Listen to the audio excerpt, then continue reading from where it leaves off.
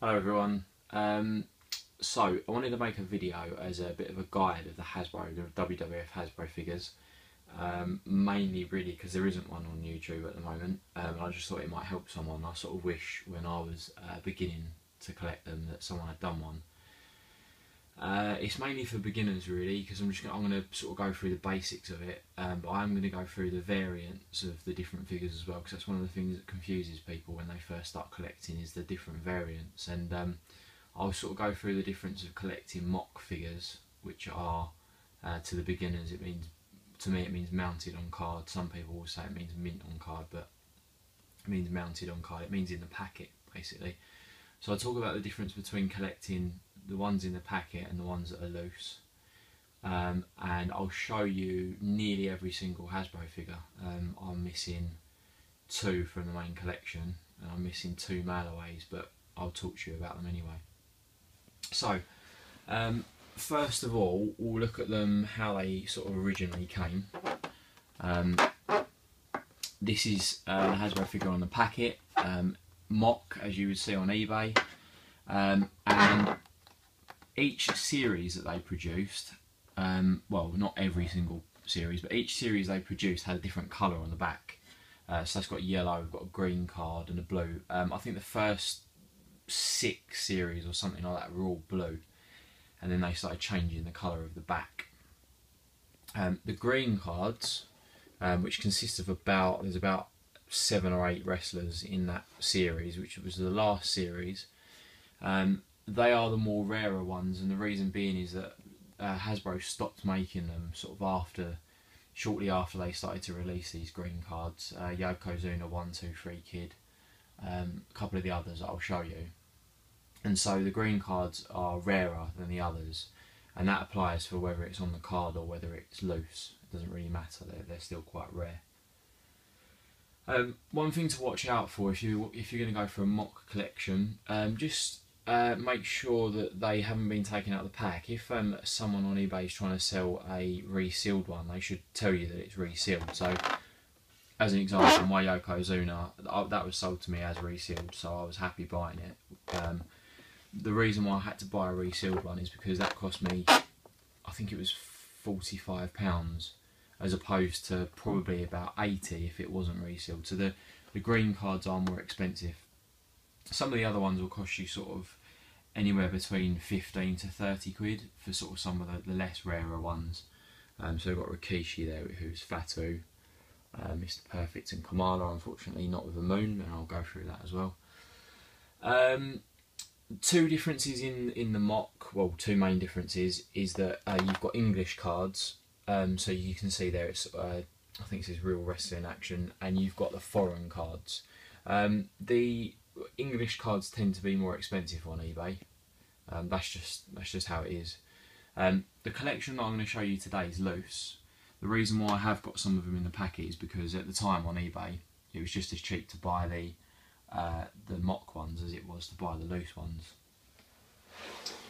So that sort of covers mock. What you'll also see as well, if you're going to be a mock collector, which is quite important, Hasbro released a certain amount of series of these figures, but they also released, this only applies to a mock collector, they also released a set of figures that were identical to the rest of them, I think apart from Macho Man, so I might have just contradicted myself, where on the packet it had SummerSlam. It was like a SummerSlam edition. I think that was after the first 2 series or something like that.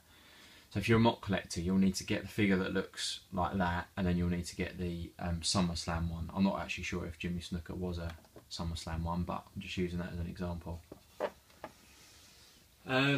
Next thing to watch out for are custom Hasbros. If you see custom Hasbros, I know for someone that knows what they're talking about, this sounds stupid, but custom Hasbros are ones that people have made themselves. And the reason why you need to watch out for that is because sometimes you'll see the normal looking loose wrestlers like these guys with slightly different outfits, and that might confuse you. So just make sure that you know whether it's a custom or whether it's an original one. So I'm just going to show you the figures that I've got. This is showing you nearly every single figure. There was about, I think there's about 95 altogether. showing you some of the green cards there, the tag team there, and then I'll just quickly go through some variants before I finish up. The light is really shining off of that, so it's not the best. I'm not saying that I'm the best at doing these videos, but Adam Bomb, I think again he's one of the green cards, so he's one of the rarer ones. The ones that I'm missing, you've got Evil Crush, who is like this but he's all purple and he's got face paint on, and I'm also missing the 123 kid. But everything else you see there is the full set.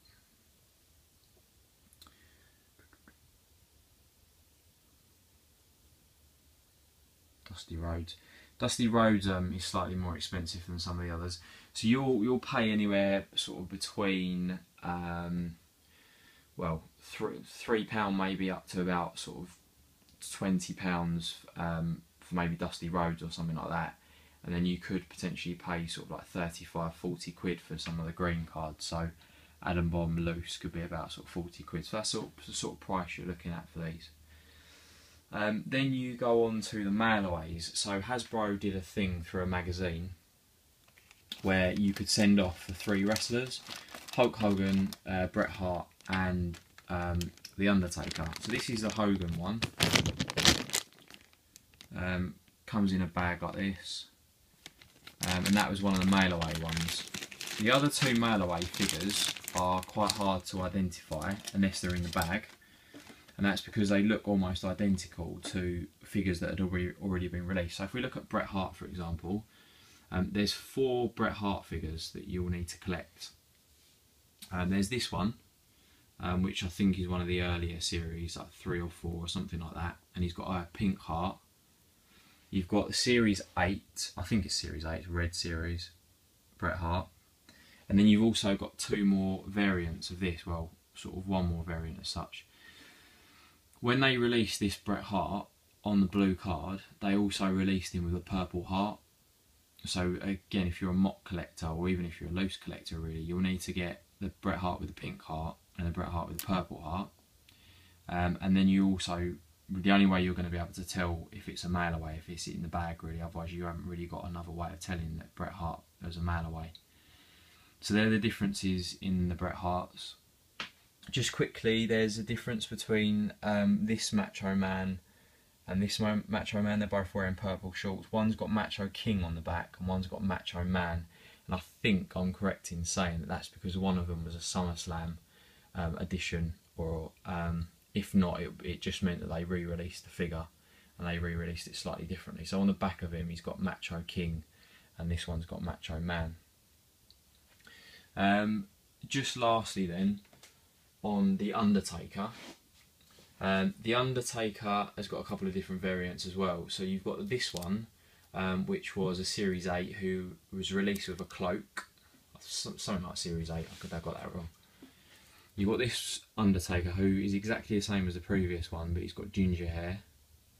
And then you've got the mail away again, which I think is very slightly different to the ginger hair and to the brown hair. I think it's slightly more black, but again, it's best to get it in a pack because then you know it's a mail away version.